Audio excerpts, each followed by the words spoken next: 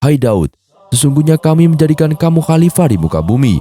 Maka berilah keputusan di antara manusia dengan adil, dan janganlah kamu mengikuti hawa nafsumu, karena ia akan menyesatkan kamu dari jalan Allah Subhanahu wa Ta'ala."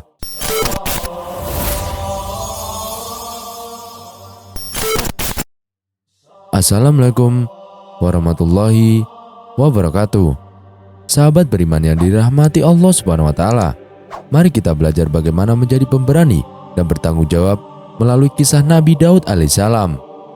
Beliau dikenal sebagai sosok panutan yang disiplin di lingkungan keluarga. Nabi Daud alaihissalam membagi waktu sehari-harinya menjadi 4 bagian, yaitu untuk mengkaji ilmu bersama Bani Israel, untuk beribadah di mihrab, untuk pengadilan, dan untuk berkumpul kepada keluarga. Nabi Daud alaihissalam berasal dari garis keturunan Nabi juga, yaitu Nabi Ibrahim alaihissalam. Nabi Daud alaihissalam merupakan keturunan ke-12 dari Nabi Ibrahim alaihissalam, juga termasuk dalam nabi-nabi yang wajib diketahui. Nabi Daud alaihissalam dilahirkan dari rahim Siti Sarah, istri Nabi Ibrahim alaihissalam. Nabi Daud alaihissalam dengan begitu masih dari keturunan Nabi Ishak juga. Nabi Daud alaihissalam wafat pada usia 100 tahun. Uniknya, soal usia, Nabi Daud alaihissalam adalah adanya penambahan umur. Pada awalnya umur Nabi Daud tertulis di Lauhul Mahfuz hanyalah sampai 60 tahun saja. Namun, Nabi Adam alaihissalam menghibahkan umurnya ke Nabi Daud alaihissalam. Jadilah ia wafat pada usia 100 tahun. Profil singkat Nabi Daud alaihissalam. Sebagai orang yang telah dipilih oleh Allah Subhanahu wa Ta'ala, kehidupan Nabi Daud alaihissalam jauh dari kemaksiatan. Seperti yang sudah disebutkan di atas, beliau Nabi Daud gemar mengikuti kajian bersama Bani Israel dan selalu beribadah di mihrab. Nabi Daud alaihissalam hidup di kota Bethlehem yang dipimpin oleh seorang raja bernama Talut. Raja Talut ini nantinya akan digantikan oleh Nabi Daud alaihissalam berkat kecerdikannya melawan musuh, yakni Raja Jalut.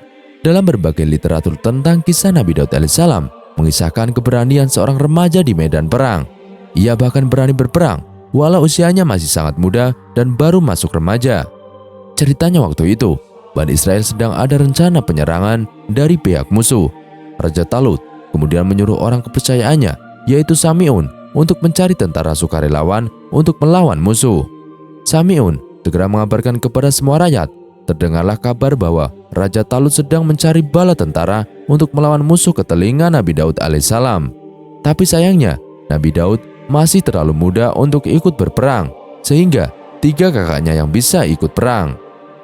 Nabi Daud alaihissalam belum diperbolehkan untuk ikut berperang karena tergolong masih kecil dan remaja. Akhirnya, dia hanya disuruh menggembala kambing dan bertugas mengantarkan susu kepada kakak-kakaknya di medan peperangan. Ketika itu, Nabi Daud alaihissalam mengantarkan susu kepada kakak-kakaknya. Sami'un melihatnya. Sami'un yang bertugas mencari tentara pilihan untuk melawan Raja Jalut merasa Nabi Daud alaihissalam adalah orangnya. Jadilah Sami'un mengabarkan langsung kepada Raja Talut. Raja Talut menyetujui usul Sami'un mengangkat Nabi Daud alaihissalam jadi salah satu tentara. Nabi Daud alaihissalam pun sangat antusias menerima tawaran itu dan mempersiapkan segalanya. Ketika mengalahkan Raja Jalut hanya dengan ketapel. Mungkin terdengar remeh, tapi memang begitulah kejadiannya. Nabi Daud alaihissalam lama di medan pertempuran antara Raja Talut dan Raja Jalut. Ia berperang dengan kecerdasan akalnya saat melawan Raja Jalut. Alat peperangan Raja Jalut terlihat sangat meyakinkan karena peralatannya lengkap. Sedangkan tentara Raja Talut hanya seadanya. Buktinya, Nabi Daud alaihissalam hanya bersenjatakan ketapel saja. Namun siapa sangka, dari senjata yang kelihatannya remeh itu justru membuat takjub sang Raja Talut. Apalagi ketika harus ada duel dengan Raja Jalut yang punya postur tubuh tinggi, besar, dan ditakuti oleh lawannya. Nabi Daud alaihissalam membuktikan dengan izin Allah Subhanahu wa Ta'ala mampu merubuhkan Raja Jalut yang ditakuti itu. Ketika itu, Raja Jalut sedang melawan Raja Talut yang secara kemampuan bertarung jauh dari level dirinya. Akhirnya pertarungan terjadi tidak secara seimbang karena Raja Talut hampir saja terbunuh. Raja Talut sadar kemampuan bertarungnya di bawah Raja Jalut, akhirnya makin terdesak. Nabi Daud alaihissalam melihat itu, akhirnya ikut membantu sang Raja Talut agar tidak terbunuh di tangan Raja Jalut. Nabi Daud memberanikan diri melawan Raja Jalut yang bertubuh besar, bersenjatakan pedang dan tameng di tangan kirinya. Sedangkan Nabi Daud alaihissalam hanya ketapel dengan tubuh kecil. Banyak orang yang meremehkannya karena tidak mungkin sanggup menaklukkan Raja Jalut yang ditakuti itu. Tapi melalui izin Allah Subhanahu wa Ta'ala, ketika Nabi Daud alaihissalam melontarkan batu ketapel, ternyata langsung menaik kepala Raja Jalut. Seketika Raja Jalut rubuh akibat kerasnya batu ketapel yang mengenai kepalanya. Raja Jalut pun tewas karena ketapel Nabi Daud alaihissalam. Para tentara Raja Jalut melihat rajanya terbunuh, lari tunggang langgang. Mental mereka down karena sang raja telah tewas di tempat. Raja Talut pun sangat takjub dengan kecerdasan akal Nabi Daud alaihissalam yang mengantarkan kemenangan bagi Raja Talut. Saat Nabi Daud menjadi Raja Bani Israel. Jadi pertama-tama Nabi Daud alaihissalam setelah berhasil mengalahkan Raja Jalut, ia diangkat jadi Panglima Tempur Bani Israel. Namun sebelumnya, ia dinikahkan dengan anak Raja Talut. Selama menjadi Panglima Tempur, ia melaksanakan tugasnya dengan baik. Sampai suatu ketika, ada sisa-sisa perlawanan musuh yang ingin menyerang Bani Israel. Ia mampu memukul mundur musuh. Namun sayangnya, sang Raja Talut gugur di medan peperangan. Akhirnya, Nabi Daud alaihissalam didapuk menjadi raja setelah drama perpecahan dua kubu. Ada yang memilih anak Raja Talut sebagai penggantinya. Anak Raja Talut dinilai tidak berlaku adil, sehingga terjadi dua kubu yang akhirnya dimenangkan oleh kubu Nabi Daud alaihissalam. Nabi Daud alaihissalam akhirnya memimpin kerajaan dengan jujur dan adil. Ia bahkan menjadi Baitul Maqdis atau Yerusalem sebagai ibu kota kerajaan. Kepandaian dan mujizat Nabi Daud alaihissalam. Kepandaian Nabi Daud alaihissalam terlihat ketika beliau menyelesaikan sebuah perselisihan, di mana ia dapat berlaku adil bagi mereka yang bersengketa. Tidak ada yang dirugikan dalam proses penyelesaian konflik. Hai Daud, sesungguhnya kami menjadikan kamu khalifah di muka bumi. Maka berilah keputusan di antara manusia dengan adil, dan janganlah kamu mengikuti hawa nafsumu, karena ia akan menyesatkan kamu dari jalan Allah Subhanahu wa Ta'ala. Sesungguhnya orang-orang yang sesat di jalan Allah akan mendapat azab yang berat karena mereka melupakan hari perhitungan. Quran Surat Shad ayat 26. Tutur kata beliau juga mampu melembutkan hati yang keras bagai batuan.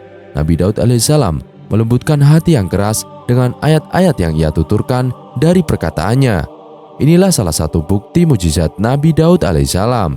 Inilah yang menjadikan alasan dakwah Nabi Daud alaihissalam diterima oleh kaumnya. Ia mampu meyakinkan seluruh rakyat agar mengindahkan perintah Allah Subhanahu wa Ta'ala. Tidak mengherankan Allah Subhanahu wa Ta'ala mengutus Nabi Daud alaihissalam untuk meluruskan kembali jalan mereka sepeninggal Nabi Musa dan Harun alaihissalam. Selanjutnya, Nabi Daud alaihissalam juga mampu menundukkan gunung agar ikut bertasbih bersama dirinya setiap hari pada waktu fajar dan senja. Beliau juga mampu berbicara dengan hewan, salah satunya ketika ia ditegur oleh seekor ulat. Beliau ditegur karena telah meremehkan seekor ulat yang tidak bisa apa-apa tapi bisa bertasbih dan berbicara dengan Nabi Daud alaihissalam. Bukan hanya itu saja, Nabi Daud alaihissalam secara fisik mampu menekuk besi tanpa terus memakai alat pemanas. Ia mampu membuat baju besi yang hanya menggunakan kedua tangannya, padahal biasanya harus dipanaskan dulu lewat pembakaran api. Saat Nabi Daud mendapatkan risalah kenabian, genap berusia 40 tahun, Nabi Daud alaihissalam mendapatkan risalah kenabian dari Allah Subhanahu wa Ta'ala. Nabi Daud alaihissalam menerima kitab suci Zabur untuk Bani Israel. Kitab Zabur merupakan salah satu bentuk iman umat Islam terhadap kitab-kitab yang diturunkan oleh Allah Subhanahu wa Ta'ala kepada para rasul. Akhlak Bani Israel yang kala itu porak-poranda membutuhkan pedoman hidup agar menjalankan kehidupan yang berbudi luhur dan tiada menyekutukan Allah Subhanahu wa Ta'ala. Secara urutan, kitab Zabur diturunkan setelah kitab Taurat yang diturunkan kepada Nabi Musa alaihissalam. Kitab yang diturunkan kepada Nabi Daud alaihissalam menggunakan bahasa Kipti. Turunnya kitab Zabur untuk Bani Israel disinggung dalam firman Allah Subhanahu wa Ta'ala pada surat Al-Isra ayat 55 dan surat An-Nisa ayat 163. Keterangan tentang Zabur ditemukan pula pada surat Ali Imran ayat 184, Al-Anbiya ayat 105, dan Saba ayat 10. Dan Tuhanmu lebih mengetahui siapa yang di langit dan di bumi, dan sungguh kami telah memberikan kelebihan kepada sebagian nabi-nabi atas sebagian yang lain, dan kami berikan Zabur kepada Daud. Quran Surat Al-Isra ayat 55. Sesungguhnya kami telah memberikan wahyu kepadamu, sebagaimana kami telah memberikan wahyu kepada Nuh dan nabi-nabi yang kemudiannya, dan kami telah memberikan wahyu pula kepada Ibrahim, Ismail, Ishak, Yakub, dan anak cucunya, Isa, Ayub, Yunus, Harun, dan Sulaiman. Dan kami berikan Zabur kepada Daud alaihissalam. Quran Surat An-Nisa ayat 163. Kitab Zabur oleh sebagian ulama disebut dengan istilah kitab Zamir. Zamir berasal dari kata Ibrani yang artinya sama dengan Zabur yang bermakna lagu atau musik. Isi daripada kitab Zabur ada 150 nyanyian atau mazmur yang didendangkan oleh Nabi Daud alaihissalam.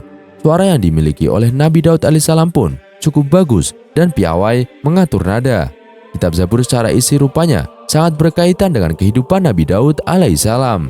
Kitab Zabur berbicara tentang pengakuan dosa, kisah kejatuhannya, pengampunan dosa, sukacita terhadap kemenangan menghadapi musuh Allah, kemuliaan Allah Subhanahu wa taala seperti dinyatakan alam, hukuman Allah, hingga kemuliaan Mesias yang akan datang, yakni kehadiran Nabi Muhammad SAW. Kecerdasan yang diberikan oleh Allah Subhanahu wa taala mampu membuat Nabi Daud alaihissalam memahami kitab Zabur dengan baik. Saking cerdasnya, Nabi Daud merampungkan bacaan dalam Zabur di atas kuda pelannya. Kecerdasan Nabi Daud alaihissalam diceritakan oleh Nabi Muhammad SAW. Pembacaan Zabur dimudahkan bagi Daud. Dia sering mengarahkan agar binatang tunggangannya diletakkan pelana dan mampu menghabiskan bacaan Zabur sebelum pelana siap diletakkan, dan dia tidak akan makan selain hasil dari kerjanya sendiri. Barakallah. Hadis riwayat Bukhari. Puasa Daud dan peninggalan sejarah Nabi Daud alaihissalam. Populernya puasa Daud alaihissalam yang sehari puasa sehari berbuka dipraktekkan hingga sekarang. Beliau gemar sekali beribadah dan berpuasa kepada Allah Subhanahu wa taala. Karenanya Allah amat menyukai jika seseorang mengamalkan puasa Daud. Amalan puasa Daud alaihissalam dijelaskan dalam hadis Rasulullah SAW, diriwayatkan oleh Abdullah bin Amr. Puasa yang lebih disukai oleh Allah ialah puasa Daud, dan sholat yang paling disukai Allah ialah sholat Daud. Beliau tidur seperdua malam, bangun sepertiganya, lalu tidur seperenamnya.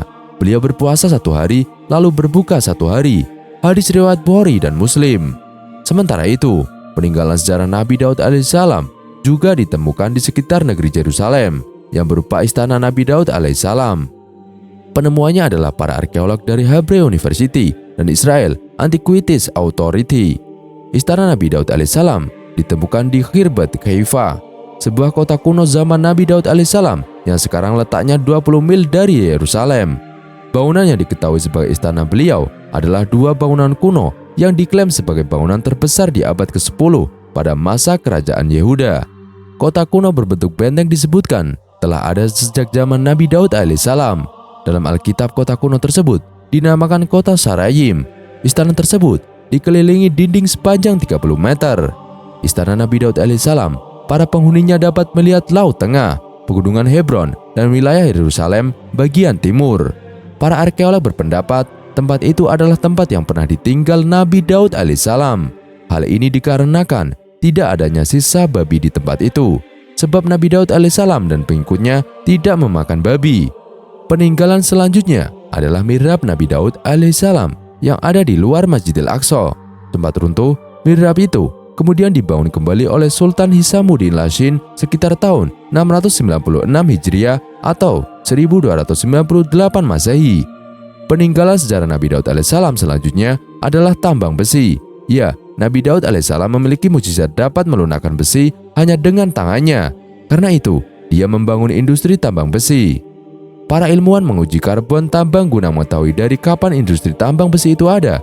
Jawabannya adalah tambang besi emas, perak, tembaga, dan perunggu sudah ada sejak zaman Nabi Daud alaihissalam. Diperkirakan pada zaman dahulu, Nabi Daud bekerja sama dengan anaknya Nabi Sulaiman alaihissalam dalam membuat industri tambang besi yang kemudian diwariskan kepada Nabi Sulaiman alaihissalam. Kisah Nabi Daud merupakan salah satu kisah yang penuh inspirasi dalam sejarah Islam. Dan berikut adalah ringkasan dari kisah ini. Nabi Daud alaihissalam adalah salah satu dari 25 nabi yang disebutkan dalam Al-Quran. Ia lahir dari keturunan Nabi Ibrahim dan menjadi pemimpin yang adil dan soleh. Daud juga dikenal sebagai raja panutan yang ideal. Peran dalam pertempuran pada masa pemerintahan Raja Talut, Daud ikut dalam barisan tentara melawan pasukan Jalut atau Goliat. Meskipun awalnya hanya disuruh melayani di garis belakang, Daud memiliki kemampuan mengolah besi menjadi alat perang. Dengan izin Allah Subhanahu wa taala, tentara Talut berhasil mengalahkan tentara Jalut dan hanya tersisa Jalut seorang. Daud tampil terdepan dan menghadapi Jalut dengan berani. meskipun masih remaja. Saat pertarungan melawan Jalut, Daud membawa tongkat, 5 buah batu, serta ketapel. Jalut yang sombong mengajak Daud, tetapi Daud tetap maju. Dengan keberanian dan izin Allah Subhanahu wa Ta'ala, Daud mengalahkan Jalut. Dan kesimpulannya adalah kisah Nabi Daud mengajarkan tentang ketabahan, keberanian, dan keimanan. Ia adalah contoh pemimpin yang adil dan berani, serta mengandung banyak pelajaran bagi umat manusia. Semoga kisah Nabi Daud dapat menginspirasi kita untuk berbuat baik dan menghadapi tantangan dengan keberanian. Wallahu a'lam bishawab. Sekian kisah kali ini, kurang lebihnya kami mohon dimaafkan. Yang benar datangnya dari Allah Subhanahu wa Ta'ala, khilaf atau keliru datangnya dari saya pribadi. Wassalamualaikum warahmatullahi wabarakatuh.